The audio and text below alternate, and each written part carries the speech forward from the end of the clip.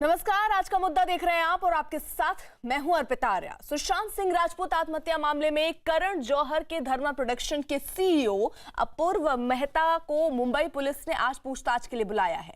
Police ने साथ ही धर्मा production के बैनर तले बनी फिल्म ड्राइव की कॉन्ट्रैक्ट की कॉपी भी मांगी है। पुलिस ये जानने की कोशिश में है कि आखिर वो कौन सा टकराव था जिसकी वजह से फिल्म को नेटफ्लिक्स पर रिलीज करनी पड़ी और करण जौहर और सुशांत सिंह के बीच क्या विवाद हुआ था। बताया जा रहा है कि इस हफ्ते पुलिस करण जौहर को भी पूछताछ के लिए बुला सकती है। तो कुल मिलाकर पूछताछ का सिलसिला लगातार जारी है। महेश भट्ट से भी पूछताछ हुई और उसके बाद अब जो जानकारी मिल रही है कि करण जौहर से भी पूछताछ हो सकती है। दरअसल ये विवाद तब ज्यादा गहराता लोगों के सामने आया था। ये कहा जा रहा था कि सुशांत ने ड्राइव फिल्म की थी जिसको करण जौहर ने बनाया था और उसके बाद इसको नेटफ्लिक्स में रिलीज कर दिया गया और इसकी जानकारी सुशांत को नहीं थी, जिसके बाद काफी गहमा गहमी दोनों के बीच में हुई। ऐसी जानकारियां सामने आ रही थी और इसीलिए अब पुलिस जो है वो इस बाबत पूछताछ करेगी।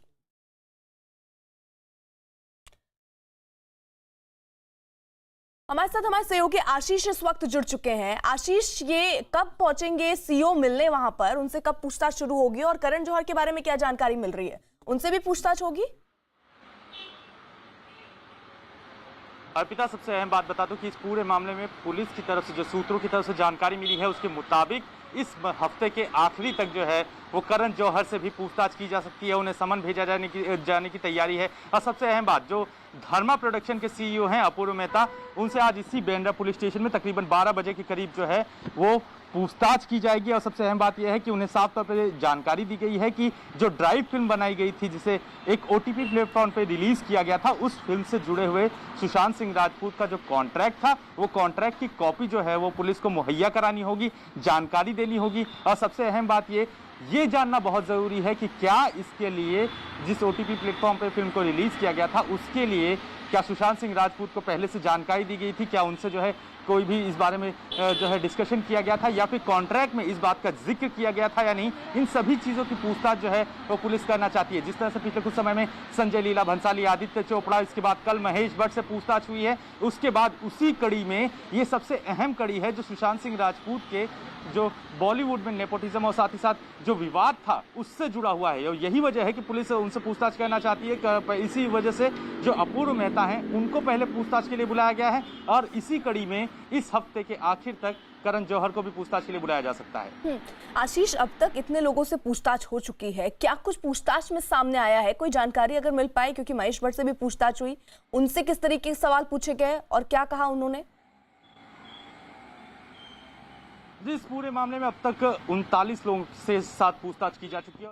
15-20 मिनट पूजा अर्चना करने के बाद वो वहां से निकलेंगे क्योंकि कार्यक्रम में थोड़ा सा फेरबदल हुआ है। पहले वो सर्किट हाउस जाने वाले थे और उसके बाद वो रामलला के दर्शन और हनुमानगढ़ी जाने वाले थे, लेकिन अब वो सीधे रामलला के दर्शन के बाद हनुमानगढ़ी पहुंचे हैं। अनामिका, अगर इस हनुमानगढ़ी की बात की जाए तो कहते हैं कि ये अयोध्या के द्वारपाल हैं। अगर रामलला के दर्शन आपको करने हैं तो इनसे इजाजत लेनी पड़ेगी और अगर रामलला के दर्शन कर चुके हैं तो यहां आकर अपना माथा जरूर टेकना पड़ेगा। तो एक परंपरा भी है और इसी परंपरा को निभाते हुए केशव प्रसाद मौर्य।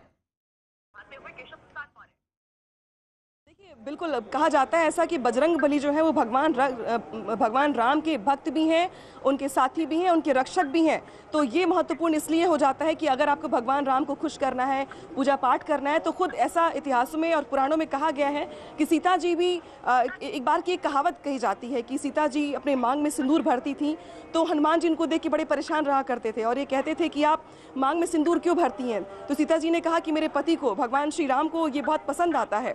तो भगवान हनुमान उसके बाद गया और उन्होंने पूरे शरीर पर अपने सिंदूर मल लिया, लाल लाल कर लिया। इसके बाद उन्होंने ये कहा सीता जी से कि अब देखिएगा भगवान राम मुझे भी बहुत पसंद करेंगे और भगवान राम मुझसे बहुत प्रसन्न हो जाएंगे।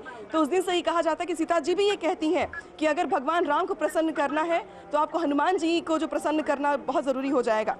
और इसीलिए ऐसी ये मान्यता है कि अगर आप यहाँ से जाते, हालांकि जो रूट है नीलू यहाँ का वो भी इस तरीके से बनाया गया है कि अगर आप इस रूट से होकर के जाते राम जन्मभूमि तो पहले आपके लिए हनुमानगढ़ी का ही रास्ता खुलेगा, यही दरवाजा खुलेगा, इसके बाद ही आप आगे बढ़ पाएंगे। लेकिन चूंकि संवेदनशीलता बहुत है, पीएम मोदी आने वाले हैं, राम जन्मभूमि जाने वाले कई रूट को बंद कर दिया गया है, तो इस लिहाज से आज जो रूट चेंज किया गया है वो भी VIP रूट है जो हाईवे से